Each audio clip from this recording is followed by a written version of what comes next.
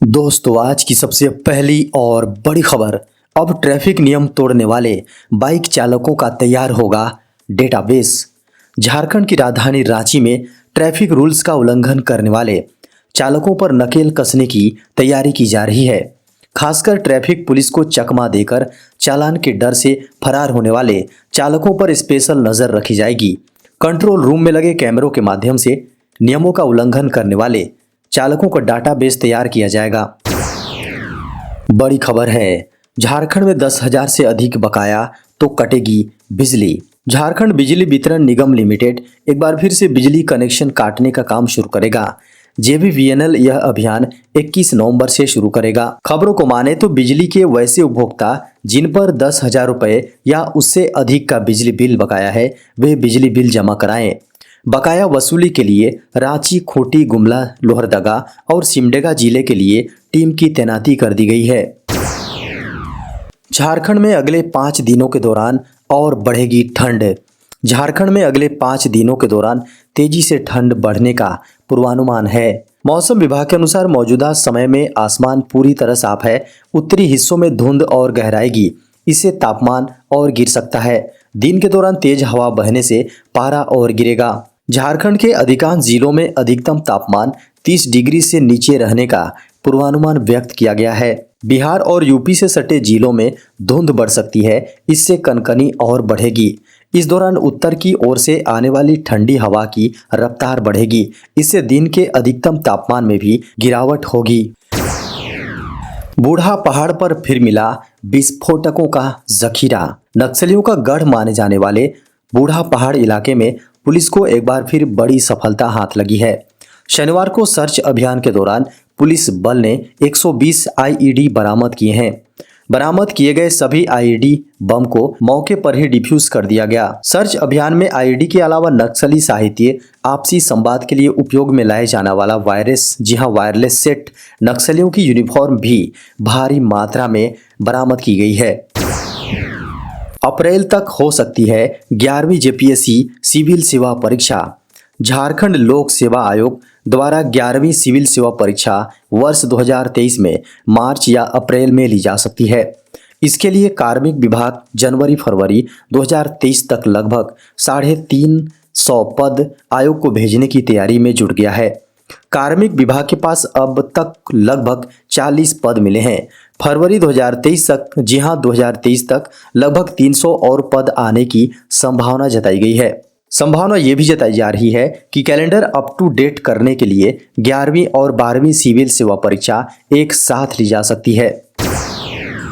पुरानी पेंशन योजना का फायदा लेने के लिए झारखंड सरकार ने जारी किए जरूरी निर्देश। झारखंड सरकार ने पुरानी पेंशन योजना देने की घोषणा कर दी है। इसे अमली जामा भी पहनाया जाने लगा है। इस संबंध में वित्त विभाग, भविष्य निधि निदेशालय, झारखंड सरकार ने जरूरी सूचना जारी की है। बताया गया है कि पुरानी पेंशन योजना की पुनर्बहाली के लिए सामान्य भविष्य निधि लेखा संख्या जीपीएफ अकाउंट नंबर के आवंटन की कार्रवाई की जा रही है। सभी संबंधित राज्य कर्मियों, अंशधारकों और निकासी एवं व्यवसन पदाधिकारियों को कुछ जरूरी बिंदुओं का ध्यान रखना है। सामान्यतया अंशधारकों के नाम की बर्तनी में त्रुटि रहने की बात सामने आ रही है। नाम में सुधार के लिए संबंधित जिला भविष्य निधि कार्यालय में ही आवेदन देने होंगे। कोयला चोरों और सीआईएसएफ के बीच गोलीबारी, 4 की मौत। धनबाद के बाघमारा में केंद्रीय औद्योगिक सुरक्षा बल यानी सीआईएसएफ और कोयला चोरों के बीच रविवार को मुठभेड़ हो गई। दोनों ओर से गोलीबारी हुई। घटना में 6 लोगों को गोली लगी है, जिनमें 4 की मौत हो गई और 2 गंभीर रूप से घायल हो गए हैं। खबरों को माने तो कोयला चोरों का गिरोह घातक हथियारों से लैस होकर बाघमारा के डुमरा कोयला साइडिंग में चोरी करने के नियत से पहुंचा था। सीआईएसएफ की टीम ने चोरों को चेतावनी भी दी, लेकिन जवाब में कोयला चोरों ने सीआईएसएफ पर हमला कर दिया। इस मुठभेड़ में 4 कोयला चोरों को गोली लगने से मौत हो गई। 22 नवंबर को देश के 45 हिस्सों में लगेगा जॉब फेयर। मंगलवार को केंद्र सरकार देश भर में 45 जगहों पर रोजगार मेला लगाएगी। इन 45 जगहों पर लगने वाले रोजगार मेला को प्रधानमंत्री नरेंद्र मोदी ऑनलाइन संबोधित करेंगे। पूरे देश के 45 रोजगार मेला सेंटर पर मोदी सरकार के मंत्री मौजूद रहेंगे। और वीडियो कॉन्फ्रेंसिंग के जरिए पीएम मोदी से जुड़ेंगे। पीएम मोदी के 10 लाख रोजगार देने की घोषणा का ये दूसरा इंस्टॉलमेंट है। इससे पहले 25 अक्टूबर को रोजगार देने संबंधी पहला मेला आयोजित किया गया था। 25 अक्टूबर को 75,000 युवाओं को वीडियो कॉन्फ्रेंसिंग के जरिए पीएम मोदी ने नियुक्ति पत्र बांटे थे। गौरतलब है कि दिसंबर 2023 तक केंद्र सरकार ने 38 मंत्रालयों और विभागों में नियुक्ति प्रक्रिया को तेजी से पूरा करने के लिए हर एक मंत्रालय में एक नोडल अधिकारी भी नियुक्त किया गया है। झारखंड में 2019 तक के अनाधिकृत निर्माण को किया जाएगा नियमित। झारखंड सरकार ने 31 दिसंबर 2019 के पहले तक के अनाधिकृत आवासीय निर्माण को नियमित करने की योजना का मसौदा तैयार कर लिया है, जिस पर सीएम हेमंत सोरेन ने अपनी सहमति दे दी है। खबरों को माने तो मुख्यमंत्री हेमंत सोरेन के निर्देश पर नगर विकास एवं आवास विभाग ने झारखंड के शहरी क्षेत्र में किए गए अनाधिकृत आवासीय निर्माण को नियमित करने की दिशा में कार्रवाई शुरू कर दी है, जिसके लिए विभाग अनधिकृत आवासीय निर्माण को नियमित करने के लिए योजना का प्रारूप तैयार कर लिया है। देश में कोरोना के पिछले 24 घंटे में सामने आए 492 नए मरीज। कोरोना वायरस संक्रमण की रफ्तार भारत में बेहद कम हो गई है। केंद्रीय स्वास्थ्य मंत्रालय ने रविवार 20 नवंबर को डेट जारी किया है। उसके अनुसार पिछले 24 घंटों में कोविड-19 के 492 नए मामले सामने आए हैं। वहीं कोरोना संक्रमण से रिकवर होने वाले मरीजों की दर लगभग 98.79% हो गई है। वहीं बीते 17 नवंबर को 635 कोरोना के मामले रिकॉर्ड किए गए थे और 11 लोगों की मौत हुई, जिसमें अकेले केरल राज्य से 9 मौतें शामिल हैं।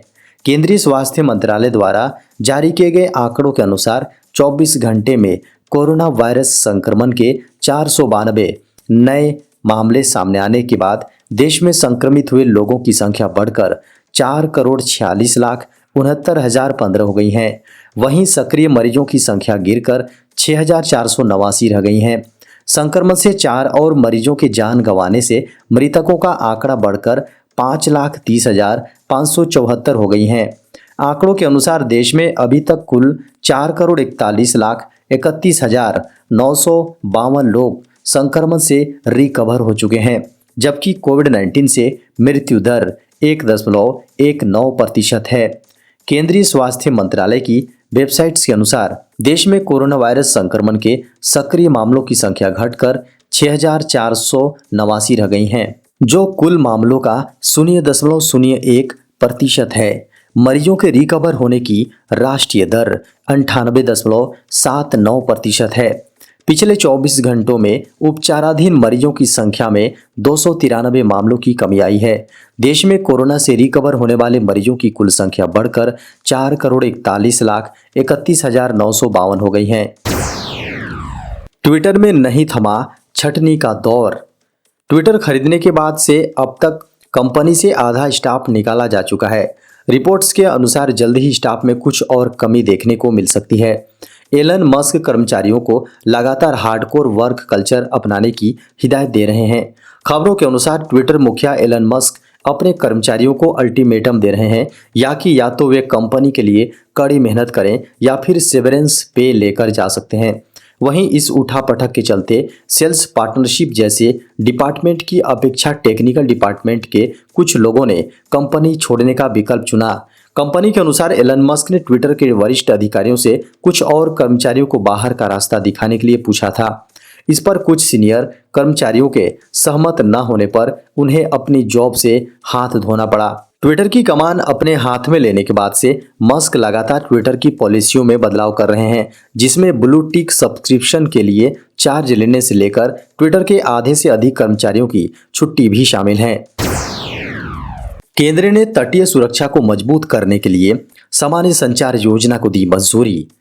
केंद्रीय गृह मंत्रालय ने तटीय सुरक्षा के लिए सामान्य संचार योजना को मंजूरी दे दी है, जिसमें समुद्री कानून प्रवर्तन एजेंसियों को बेहतर समन्वय और अभियान के लिए अहम सूचना के निर्बाध आदान प्रदान के लिए एकीकृत करने की परिकल्पना की गई है। खबरों को माने तो यह योजना सामान्य संचार नेटवर्क में सभी तटीय सुरक्षा एजेंसियों को इस उद्देश्य के लिए एक समर्पित स्पेक्ट्रम से जोड़ने में सक्षम होगी।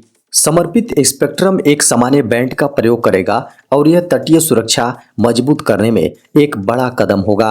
तटीय सुरक्षा की संरचना में संयुक्त अभियान, अभ्यास और ऐसी गतिविधियां शामिल हैं जिनमें नौसेना के कमान एवं नियंत्रण केंद्र की कई एजेंसियों के बीच समन्वय की आवश्यकता पड़ती है। पीएचडी के लिए मिलेंगे अधिकतम 6 साल, नहीं कर सकते online course. University grant commission की ओर से पीएचडी कोर्स को लेकर नई गाइडलाइन जारी की गई हैं।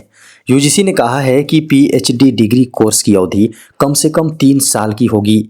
वहीं पीएचडी के लिए उम्मीदवारों को एडमिशन की डेट से अधिकतम 6 साल का समय दिया जाएगा। उम्मीदवारों को रजिस्ट्रेशन, जी हां, री रजिस्ट्रेशन के जरिए अधिक से अधिक 2 वर्ष का और समय दिया जाएगा। यूजीसी ने कहा है कि नए नियम के तहत अगर कोई पीएचडी रिसर्चर री रजिस्ट्रेशन कराता है तो अधिक से अधिक 2 साल का अतिरिक्त समय दिया जाएगा, बशर्ते कि पीएचडी कार्यक्रम पूरा करने की कुल अवधि पीएचडी कार्यक्रम में प्रवेश की तिथि से 8 वर्ष से अधिक नहीं होनी चाहिए। महिला पीएचडी शोधार्थियों और दिव्यांगों को 2 वर्ष की अतिरिक्त छूट दी जा सकती है। पहले के नियम के अनुसार सरकारी सेवारत कर्मचारियों या शिक्षकों को शोध करने के लिए अपने विभाग से अध्ययन अवकाश लेना पड़ता था। नए नियम के तहत सेवारत कर्मचारी या शिक्षक पार्ट टाइम पीएचडी कर सकेंगे।